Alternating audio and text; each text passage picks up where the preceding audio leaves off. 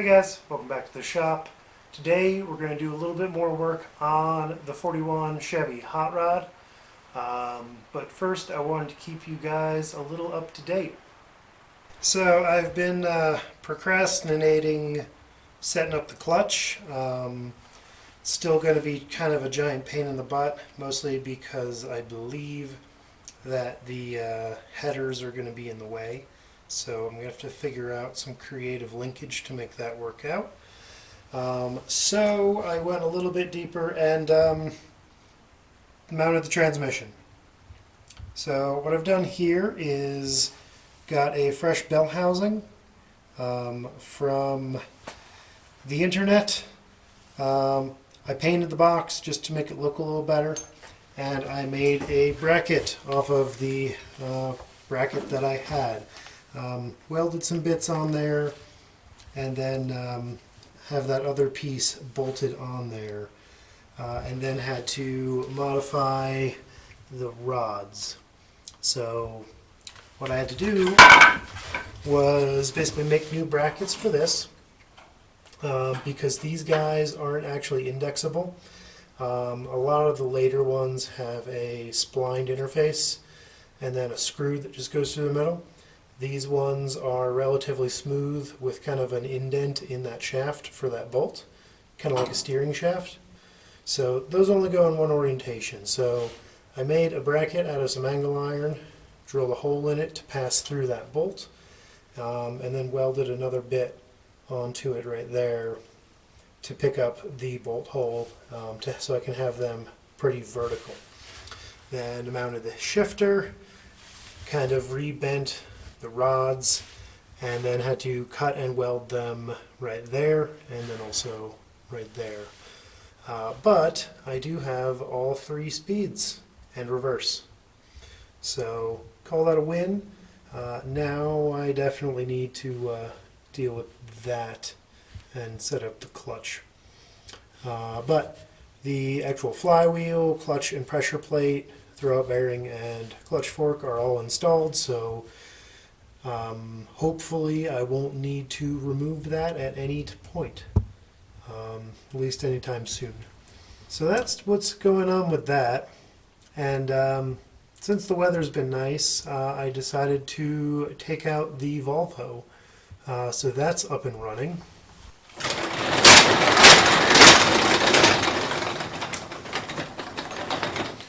So I've also got the 68 Volvo up and running. Had to make a gate for the fence, so did that as well. Did that all in a weekend. Made the gate, charged up the battery, got the car out, drove around a little bit, and then I've spent today basically adjusting the carbs and synchronizing them so that it runs pretty smoothly. Oh yeah, I also had to remake the exhaust.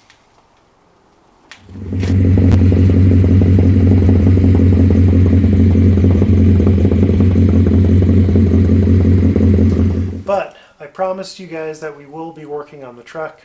No, I'm not doing the clutch.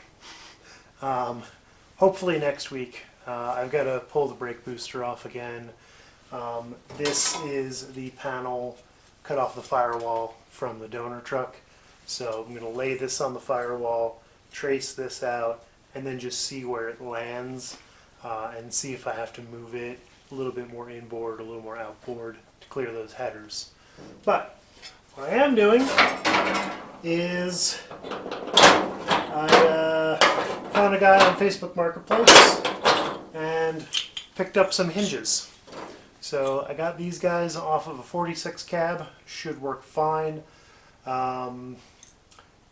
Basically these things were unobtainium, so fortunately I found an in with someone who wanted to sell them. The trick was that I had to get them off myself.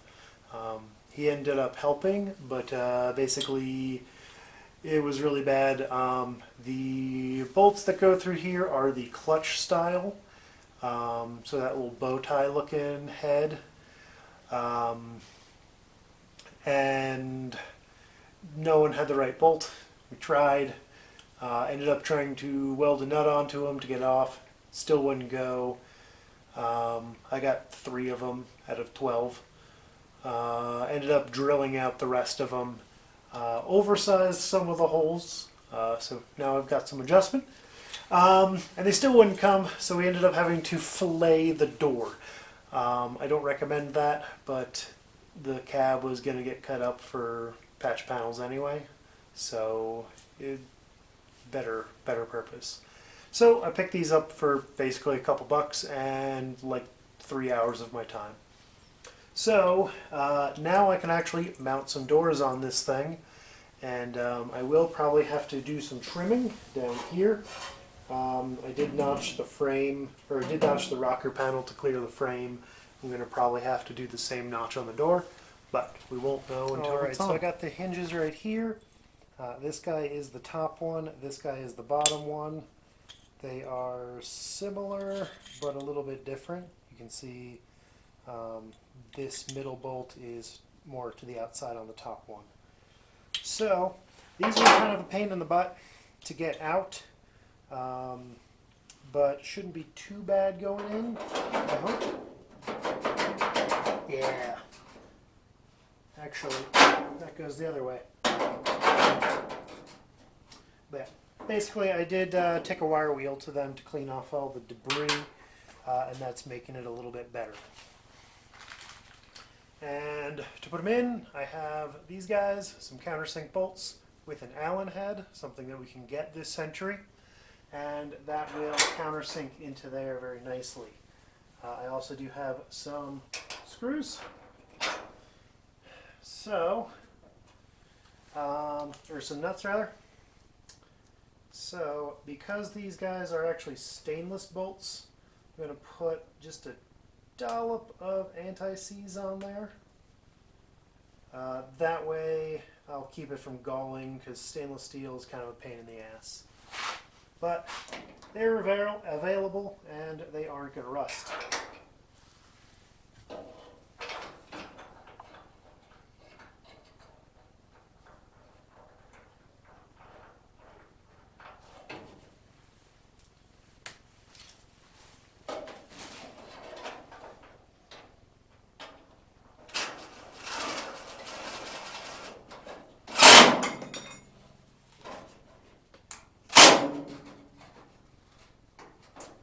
That center up, and I'm going to go quickly, well, let's just see how this one fits also.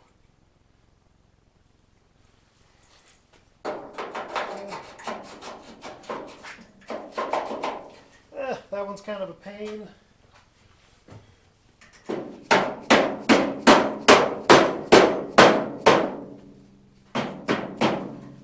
Well, the bolt holes line up, so that's something. So same idea, a little bit of anti-seize on the fastener.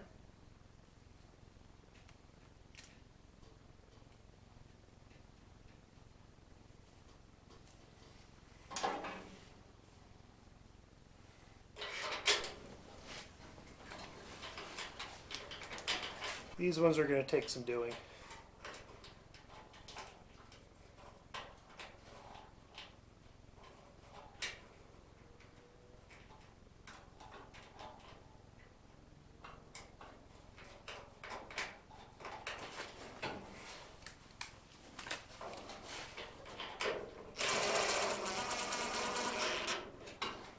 Excellent.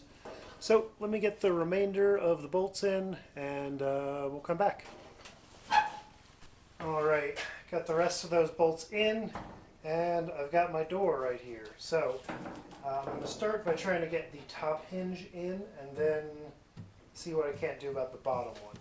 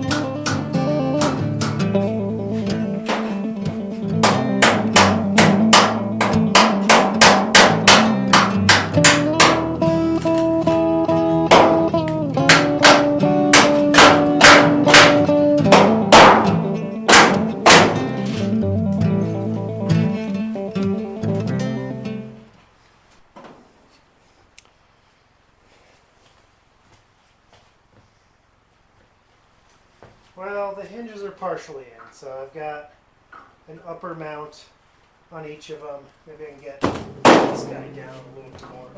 Oh, that's through. So upper hinge is secure, lower hinge is kind of there. It's at least close enough to check. And as you see, this is as far as I can close that door. So what that means is that we are definitely hitting right there. So fortunately, I've got the door skin off of this guy. Fortunately, as you can see, the window comes down to here when it's all the way rolled down. So there's nothing going on right here. So I can feel pretty free to cut basically this section of the door out and not have to worry. So let's go grab the angle grinder and then take care of that.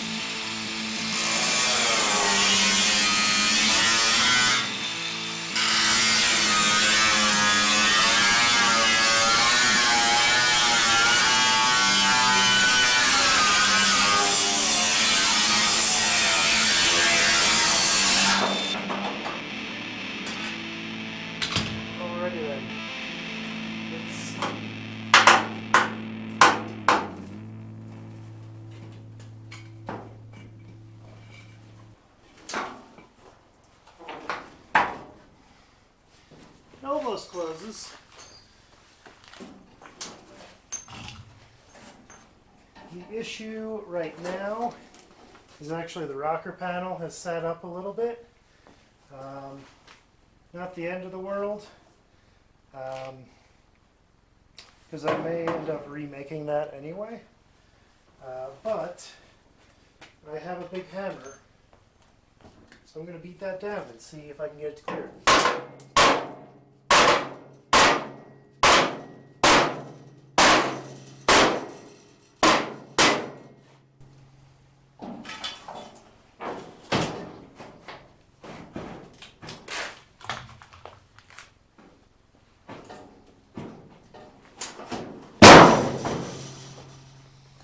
It closes.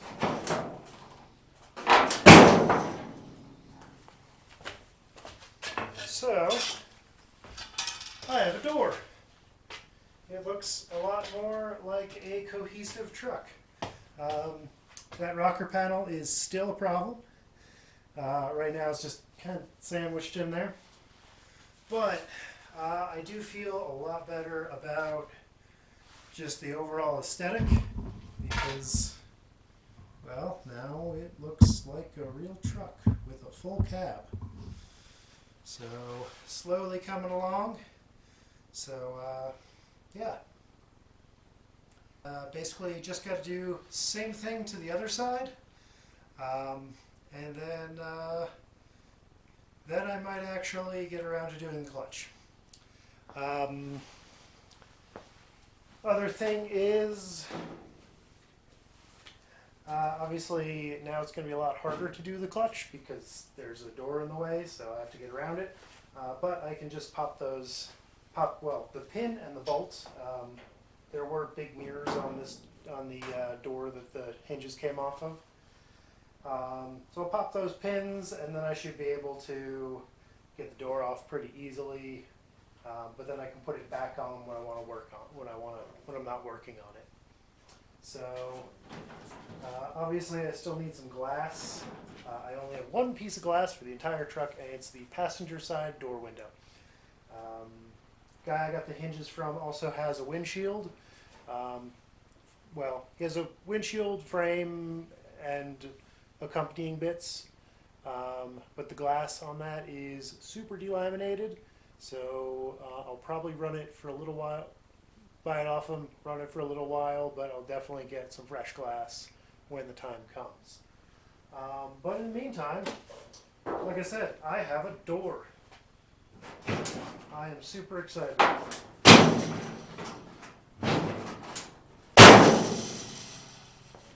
One of the big things is, now that I have this door, I can actually use it to help square up the cab, just to make sure that everything fits. Because once I weld in those braces on the firewall, it'll be a lot more rigid, because right now the A and B pillars are kind of doing this if I wiggle it hard enough. So I don't like that, and having a proper door on this will help a lot with that. Anyway, thanks for taking some time out of your day to join me in the shop. Hope you enjoyed it, and we'll see you next time. Thanks for watching.